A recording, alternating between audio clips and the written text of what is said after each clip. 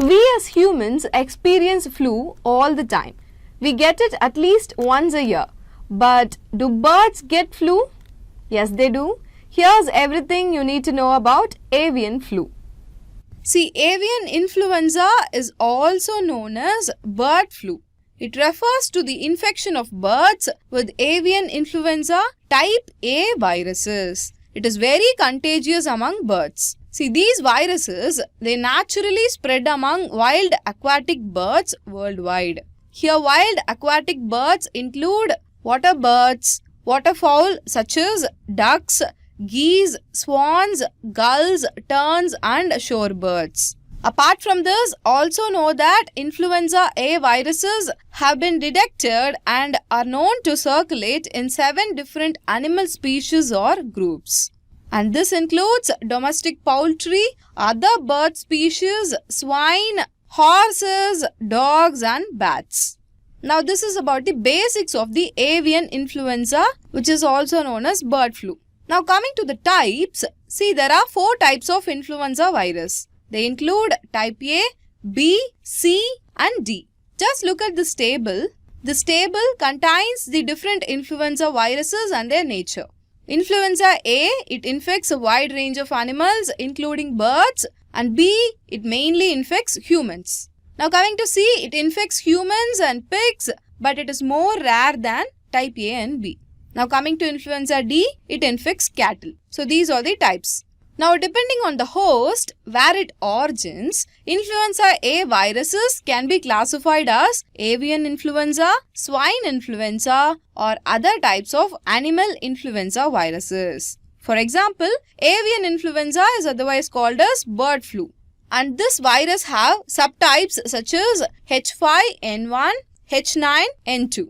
And there is also swine influenza, which is also called as swine flu, and this virus has subtypes such as H1N1 and H3N2. See, all of these animal influenza type A viruses are distinct from human influenza viruses and they do not easily transmit among humans.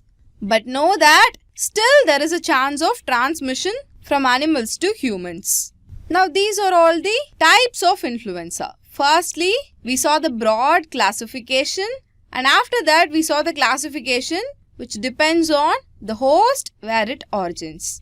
Now apart from these classification, there are also subtypes of influenza virus A based on the 2 proteins that the virus have on their surfaces. See, what are those 2 proteins? One is hemagglutinin, which is denoted by capital H, and the other one is neuraminidase, which is denoted by capital N. See, on the whole, there are 18 different hemagglutinin subtypes and 11 different neuraminidase subtypes. So what does this mean? The subtypes ranges from H1 through H18 and N1 through N11 respectively. See, these are known to occur in a number of different combinations.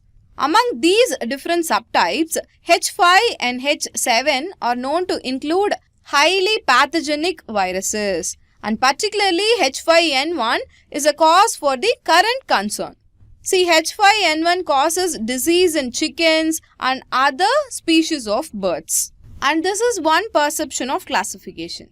Now in particular, take this avian influenza virus. See, it has multiple strains or types.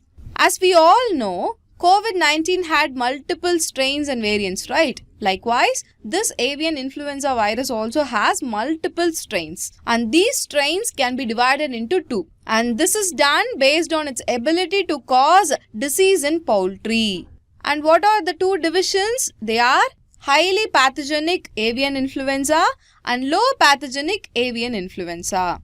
See, in this, the LPAI, which is nothing but the low pathogenic avian influenza, is a natural infection of waterfowl that may cause minimal impacts or no signs of disease in domestic poultry and wild birds. So, LPAI is not a serious threat.